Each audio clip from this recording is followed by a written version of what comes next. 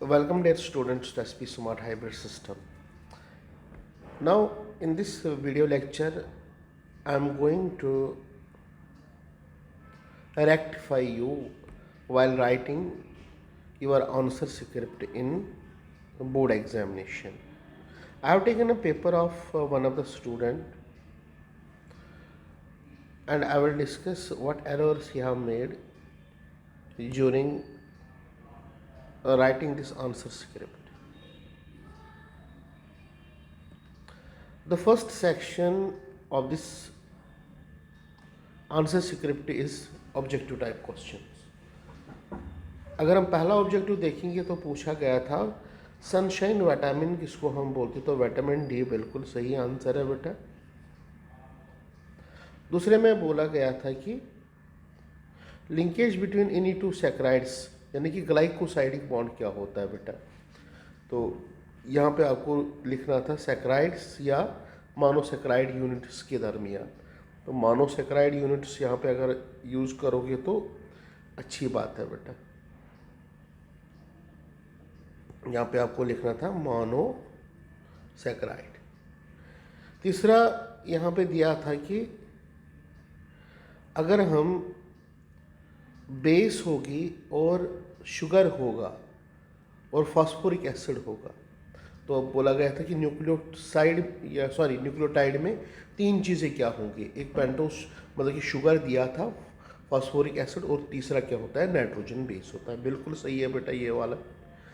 फिर इसके बाद अगर एनिलीन को हम ब्रोमिनेशन करते हैं यानी ब्रोमीन वाटर, तो यहाँ पे 2,4,6 ट्राई ब्रोमो एनिलीन बनता है। बिल्कुल सही है बेटा ये भी है। और नेक्स्ट बात रही बेटा कि टॉलिन्स रिएजेंट, जब एल्डिहाइड्स और कीटोन्स को डिफरेंशिएट करने के लिए यहाँ पे कौन सा reagent, that is Tollens reagent, बोला है ओमनिकल सिल्वर नाइट्रेट। बिल्कुल सही है बेटा, यहाँ पे ammoniacal silver nitrate is the correct answer. तो इस तरीके से लिखोगे तो बिल्कुल सही है बेटा ये ओमनिकल सिल्वर नाइट्रेट सोल्यूशन बिल्कुल सही आंसर है बच्चे। ओमनिकल सिल्वर नाइट्रेट, ठीक है ना, that is ammoniacal silver nitrate solution. बिल्कुल सही है बच्चे ये भी। तो अगर आप इसको लिखना भी चाहते हो बेटा तो आप इसको लिख सकते हो AgNH3 होल ट्वाइस OH। बिल्कुल सही है बच्चे। फिर नेक्स्ट बोला गया था कि कौन सा ज़्यादा एसिडिक इन नेचर है बेटा, उसमें आपको यहाँ पे दिया गया था HCOH, दूसरा दिया था CH3COH, और ये ऑप्शन भी दिया गया था CH3 होल थ्राइस CCOH। बेटा ये आंसर करेक्ट नहीं है बल्कि ये रॉन्ग है, क्योंकि याद रखना यहाँ पे इंडक्टिव इफेक्ट ज़्यादा होने के कारण जो OH बॉन्ड होगा वो उतना जल्दी नहीं टूटेगा, तो इसलिए इसका आंसर था फॉर्मिक एसिड था बेटा। नेक्स्ट ऑप्शन में, ठीक है ना, तो और एक ऑप्शन थी बेटा यहाँ पे, और एक ऑब्जेक्टिव कि कौन सा मतलब कि एसिडिक कैरेक्टर दिखाएगा, तो सोडियम मेटल के साथ ही वो दिखाएगा बेटा। और कौन सा ऑक्साइड बनेगा, तो कॉपर ऑक्साइड ही बनता था बेटा वहाँ पे, Cu2। ये बिल्कुल सही है और ये भी बिल्कुल सही है आंसर यहाँ पे। अब यहाँ पे सेट बी में मैं आता हूँ बेटा।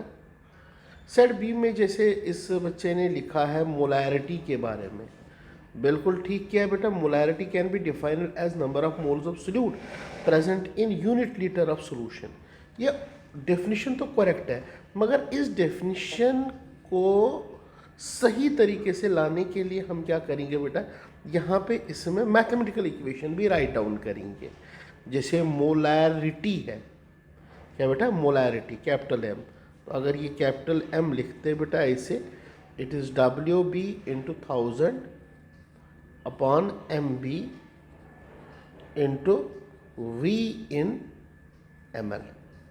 अगर बेटा इसको रिलेशन भी देते साथ में और फिर इसके बाद यूनिट्स भी साथ देते, मोल पर लीटर, और यहाँ पे लिखना था यूनिट्स इसके क्या है बेटा, मोल पर लीटर। ओके बेटा, तो तो ये बिल्कुल सही बन जाता बेटा। और मोलैलिटी में भी लिखनी थी बेटा यहाँ पे mathematical relation, that is WB into 1000 upon MB into WA।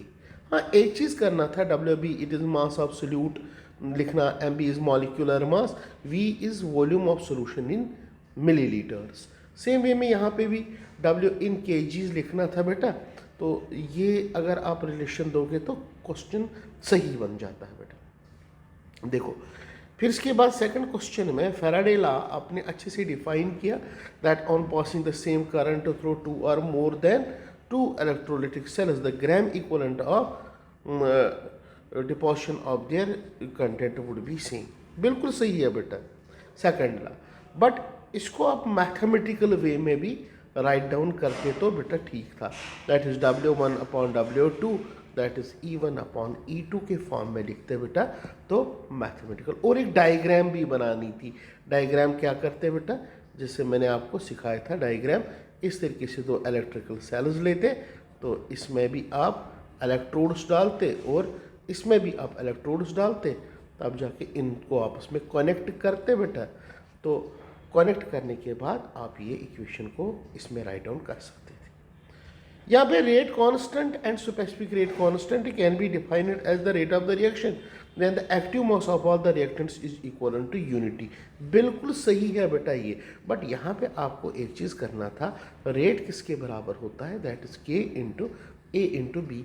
इस तरीके से आप पहले यहाँ पे क्या लिखते, A plus B it gives products, ठीक है ना, एक रिलेशन देखते, फिर इसके बाद रेट लिखते, और रेट कांस्टेंट K किसके बराबर होती है, rate into molar concentration of A and molar concentration of B।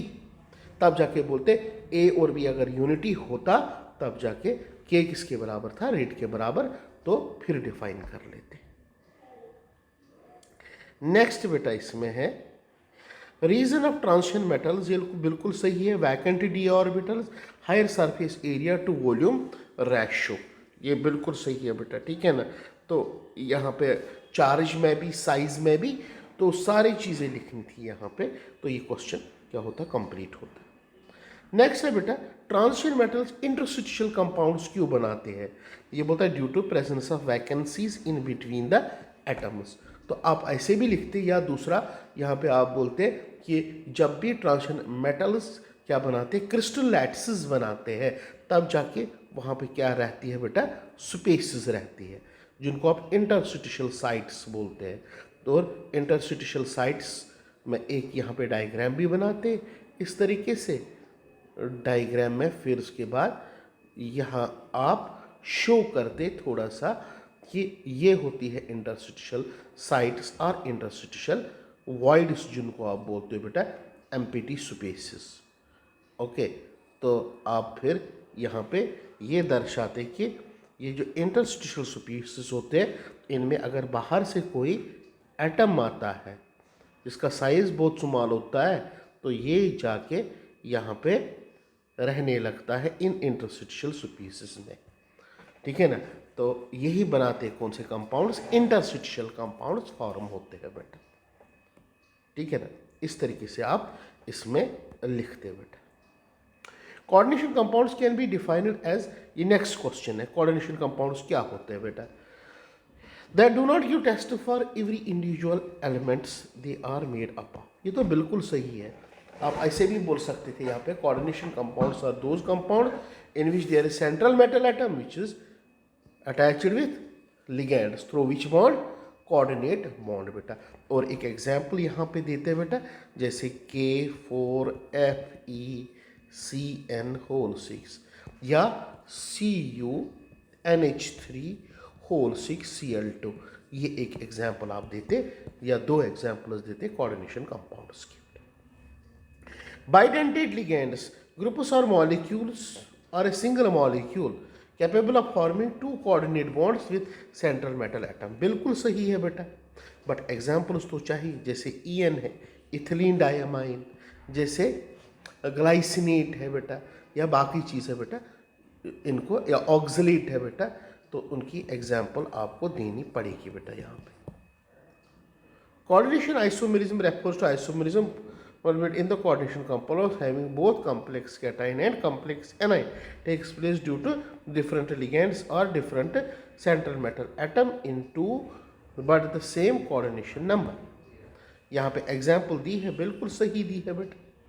तो यहाँ पे आप कोऑर्डिनेशन आइसोमेरिज्म में बोलते हैं कि अगर एक कोऑर्डिनेशन कॉम्प्लेक्स में कैटाइन एंड एनाइन क्या होगा बेटा, कॉम्प्लेक्स फॉर्म में होगा, तब जाके वो आपस में एक्सचेंज करते हैं आपस में लिगेंड्स, उनको बोलते हैं कोऑर्डिनेशन आइसोमेरिज्म।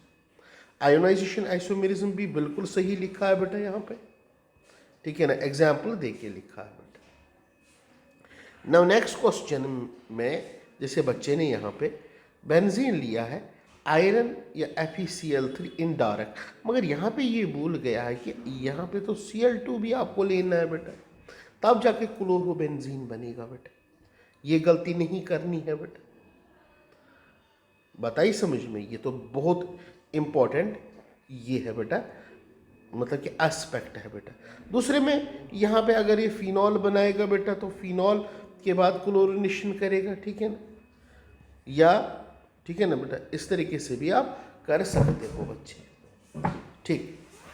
तो ये छोटी छोटी गलतियां दोहरानी नहीं है बेटा।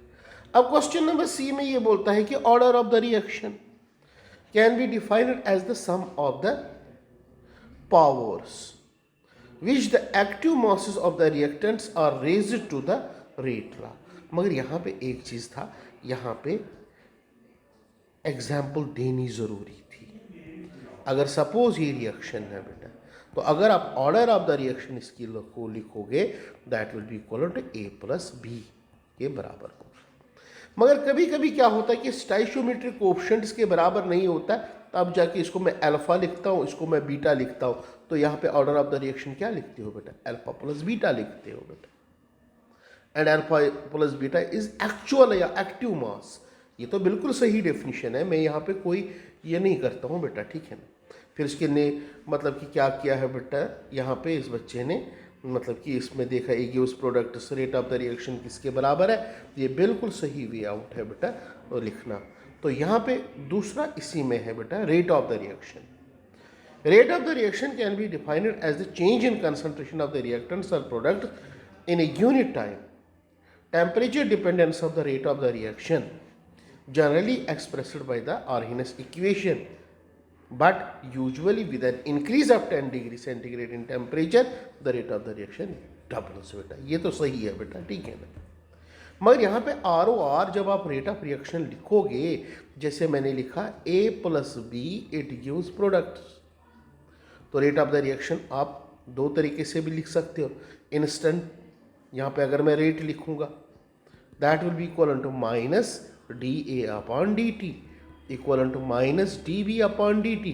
अगर यहाँ पे प्रोडक्ट सपोज में D लिखूंगा that will be equal to plus dB/dt। और rate according to rate law of mass action उस तरीके से भी आप यहाँ पे बोल सकते हो बेटा। नेक्स्ट है बेटा ट्रांजिशन, 3D ट्रांजिशन एलिमेंट्स की आपको क्या बतानी है, इनकी कॉन्फ़िगरेशन।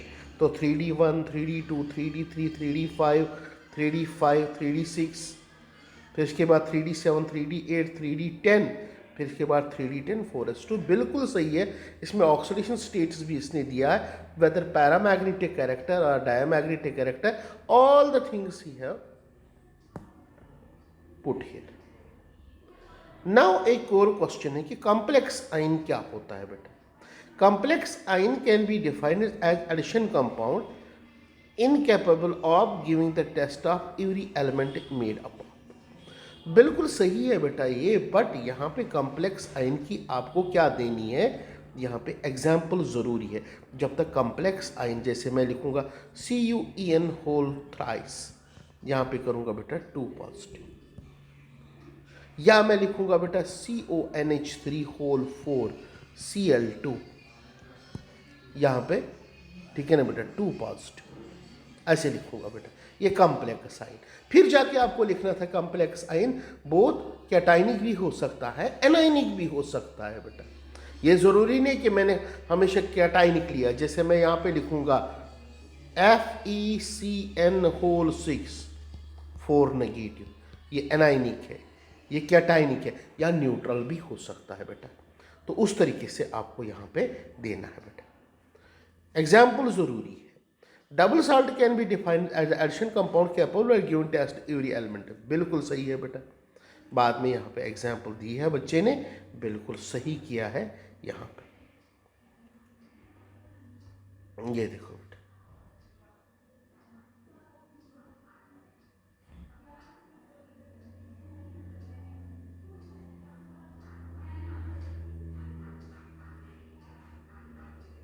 हाँ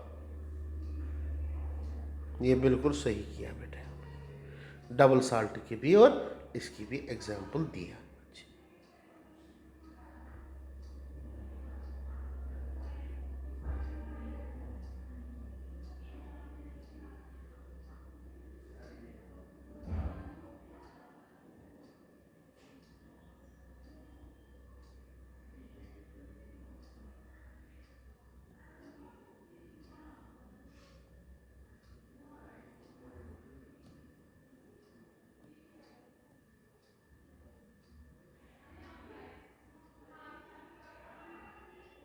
ओके बेटा, तो यहाँ पे एग्जाम्पल भी दे दी है बच्चे। फिर नेक्स्ट क्वेश्चन है बेटा, in haloarenes the carbon holding the halogen group is sp2 hybrid, whereas in haloalkane the carbon holding the group is sp3 hybridized. More the s percentage in the bond length. देखो question में क्या है, actual में question यहाँ पे है कि आपको बताना था बेटा कि अगर आपके पास हेलोएरीन होगा और हेलोअल्केन होगा, इसमें ज़्यादा रिएक्टिव कौन है। ओब्वियसली बात है कौन सा रिएक्टिव ज़्यादा होता है, हेलोअल्केन रिएक्टिव होता है देन हेलोएरीन से। तो रीज़न क्या क्या है बेटा, वो तो आपको मैंने समझाया है बेटा कि आपको बताना है कि बॉन्ड स्ट्रेंथ किसकी ज़्यादा है। तो हेलोएरीन में bond strength double bond character आता है बेटा फॉर इंस्टेंस के लिए, वाइलेज हेलोअल्केन में ऐसा नहीं होता है। एक बात ये है बेटा। दूसरी बात, negativity electronegativity of this carbon is more as compared to haloalkane वाला कार्बन के पास, ठीक है ना। तो ये कारण है बेटा, तो इसने बिल्कुल रही किया है बेटा, एस कैरेक्टर, बॉन्ड लेंथ की रिएक्टिविटी, बाकी इसने सब कुछ बताया है बेटा यहाँ पे। नेक्स्ट है बेटा कि फिनोल्स और aromatic alcohols consisting of phenols और aromatic alcohols consisting of an aryl ring and hydroxyl functional group. नहीं बेटा, इनको अगर हम यहाँ पे देखेंगे फिनॉल्स और अल्कोहल्स में बड़ी अंतर है बेटा, क्योंकि फिनॉल्स में जो OH होता है डायरेक्टली अटैच टू रिंग होता है, वाले जो अल्कोहल होता है वहाँ पे directly attach to benzene ring नहीं होता है बेटा, ये याद रखना बेटा, यहाँ पे ये कर लेना बेटा यहाँ पे ये चीज़। हाँ, इनको कार्बोक्सिलिक एसिड या कार्बोलिक एसिड्स भी बोलते हैं बेटा फिनॉल्स को, मगर याद रखना उसमें OH क्या होता है, डायरेक्टली अटैच टू किस रिंग को होता है बेटा, बेंजीन रिंग को होता है बेटा। चलो बेटा, नेक्स्ट यहाँ पे दिया है mutarotation can be defined as phenomenon in which monosaccharide such as glucose when dissolved in water consists of three forms which are all in equilibrium. All the three different forms have different specific rotation. They all bond length different by varying degrees. That is why mutarotation हम इसको बोलते हैं बेटा। मगर example के बगैर यहाँ पे नहीं चलेगा म्यूटो रोटेशन, ठीक है ना बेटा। म्यूटो रोटेशन अगर आपने लिखा है बेटा यहाँ पे, बल्कि सही है बेटा, ठीक है ना। म्यूटो रोटेशन किसको हम बोलते हैं, बाकी चीज़, ठीक है ना। मगर यहाँ पे एग्जाम्पल म्यूटो रोटेशन की देनी ही देनी पड़ेगी, ओके। म्यूटो रोटेशन, जैसे म्यूटो रोटेशन ऑफ ग्लूकोज होती है बेटा। म्यूटो रोटेशन ऑफ ग्लूकोज में क्या होता है बेटा, जो एक्चुअल फॉर्म ऑफ ग्लूकोज होता है बेटा ओपन चेन वाला, उसमें दो चीज़ बनते हैं बेटा। जैसे मैं ओपन चेन यहाँ पे बनाऊंगा बेटा, याद रखो यहाँ पे ये ओपन चेन वाला ग्लूकोज है, ये CH2OH है, ये OH है, ये H है, ये OH है,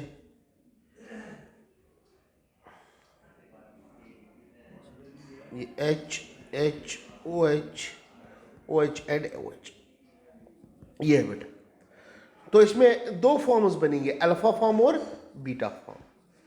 अगर यहाँ से अल्फा फॉर्म बनेगा, यहाँ से बीटा फॉर्म बने, साइक्लिक फॉर्म बनेगा बेटा, तब जाके क्या होता है बेटा, अल्फा फॉर्म और बीटा फॉर्म आपस में क्या करते हैं बेटा, जिनकी रोटेशन होती है बेटा, एक की कितनी रोटेशन होती है बेटा, ये अगर हम देखेंगे अल्फा फॉर्म कितना फॉर्म होता है बेटा, यहाँ पे अल्फा 36%, और जो बीटा फॉर्म होता है बेटा ये कितना होता है, 64% होता है बेटा।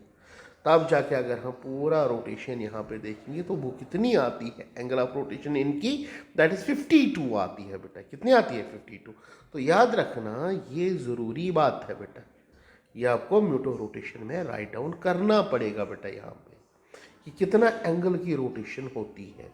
अगर हम स्पेसिफिक रोटेशन ग्लूकोज की देखेंगे ये कितनी होती है, 52.7, कितनी होती है, 52.7, मगर -52 मीन्स टुवर्ड्स लेफ्ट होता है बेटा। तो अल्फा की कितनी होती है और बीटा की कितनी होती है, अल्फा की होती है 18.7 डिग्री होती है बेटा, वाइल एज बीटा की स्पेसिफिक रोटेशन कितनी होती है बेटा, यहाँ पे दैट इज 112 होती है बेटा। क्या होती है, 112। ओके बेटा, तो इस तरीके से आप क्या कर सकते हो, फिर परसेंटेज के बिना पे यहाँ पे आप बोल सकते हो बेटा, जैसे ये 112 है बेटा, बीटा कितना है बेटा, 112, और इसकी रोटेशन कितनी है बेटा, दैट इज 18, कितना बेटा, 18, और वो कितना फॉर्म होता है बेटा, दैट इज 64%, कितना, 64। तो ये 64% और ये 36%। इसकी कितनी होती है म्यूटो रोटेशन, इसकी होती है बेटा 112।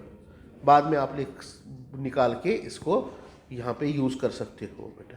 निकालना कैसे है बेटा, यहाँ पे that is 0.36 into 112 plus 0.62 into 18.7। जब आप देखोगे बेटा यही आएगा 52%। इस तरीके से आप इस क्वेश्चन को लिख सकते हो। Next question long answer type लिखा है बेटा। फ्रीजिंग पॉइंट क्या होता है, freezing point of a substance can be defined as the temperature at which the vapor pressure of the liquid becomes equivalent to the vapor pressure of solid। बिल्कुल सही है बेटा।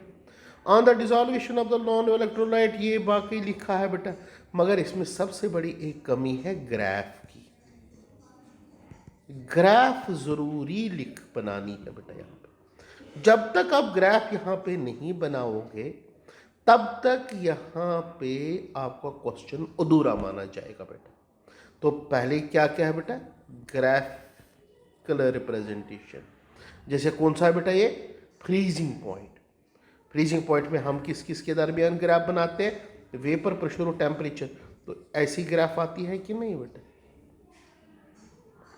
ऐसे ग्राफ, ये वाली ग्राफ आती है बेटा, ठीक है ना। ये कैसे निकालते हैं ये मैंने आपको सिखाया कि किस तरीके से। और KF क्या होता है, क्रायोस्कोपी कांस्टेंट। और दूसरा चीज़ भी ऐड करना है कि आप मॉलिक्यूलर मास या मास ऑफ द सॉल्यूट या मॉलिक्यूलर मास कैसे निकालोगे। जैसे MB निकालने के लिए आप क्या यूज़ करते थे बेटा यहाँ पे, that is delta TF into, ठीक है ना।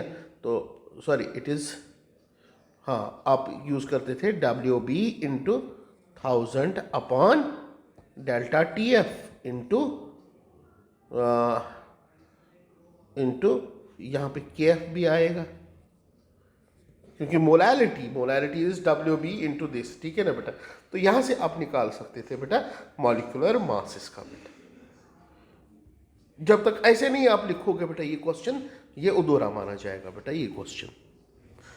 नेक्स्ट है बेटा कि हॉफमैन्स ब्रोमोमाइड रिएक्शन, बिल्कुल सही है बेटा। सेम वे हिन्सबर्ग्स टेस्ट में प्राइमरी, सेकेंडरी और टर्शरी को यहाँ पे सॉल्व करना, किस तरीके से कौन कलर देता है कौन नहीं देता है, ये बिल्कुल सही यहाँ पे है बेटा। Kohlrausch's law, next question long type में बेटा। कोलार्च's लॉ का स्टेटमेंट दिया है बेटा यहाँ पे, मगर यहाँ पे एग्जाम्पल की कमी है बेटा। जैसे आप कोलार्च's लॉ अप्लाई करोगे किस पे बेटा, यहाँ पे अगर मैं CH3COH पे करूँगा बेटा, that will be equal to lambda not m into CH3CO negative plus lambda not m into H positive. इस तरीके से आप एग्जाम्पल दे सकते हो, या किसी की निकालोगे, जैसे आपको पता है बेटा यहाँ पे लैम्डा नॉट HCl का क्या है, लैम्डा नॉट NaCl का क्या है बेटा, और लैम्डा नॉट CH3COONA का क्या है। इससे आप निकालोगे किसका, CH3COH का। बाकी इसमें एप्लीकेशन हम निकाल सकते हैं, यहाँ पे alpha that is degree of dissociation निकालते हैं बेटा, ये बिल्कुल सही है बच्चे। तीसरा क्वेश्चन में राइमर टाइमम रिएक्शन है बेटा। राइमर टाइमम रिएक्शन में सीधे आपने लिखा कि सैलिसाइलडिहाइड बनता है बेटा, ठीक है ना। आपको और एक रिएक्शन अगर आप यहाँ पे देते, कौन सी, अगर आप फिनॉल ही लेते CCl4 किसके प्रेजेंस में, NaOH के प्रेजेंस में, फिर वाटर डाल के, तो यहाँ पे क्या बनता बेटा, COH सैलिसाइलडिहाइड बनता। तो इस तरीके से आप क्वेश्चन को अच्छे से रिप्रेजेंट कर सकते हो। एल्डोल कंडेंसेशन दिया है बेटा, क्वेश्चन में यही पूछा था बेटा कि अल्फा हाइड्रोजन जिसमें प्रेजेंट होगा जब वो आपस में मिलेंगे तो बीटा हाइड्रोक्सी एल्डिहाइड और एल्डोल फॉर्म होगा, बिल्कुल सही है बेटा। एल्डिहाइड्स और कीटोन्स के दरमियान डिफरेंस, ये बिल्कुल सही है बेटा। तो ये वे है राइट डाउन करने का। कोई भी पेपर जब भी आपके पास पेपर होगा तो अच्छे से रिप्रेजेंट करना है, जो जो चीज़ें पूछी है बारीकी से वो चीज़ आपको बतानी है वहाँ पे बेटा। Thank you very much.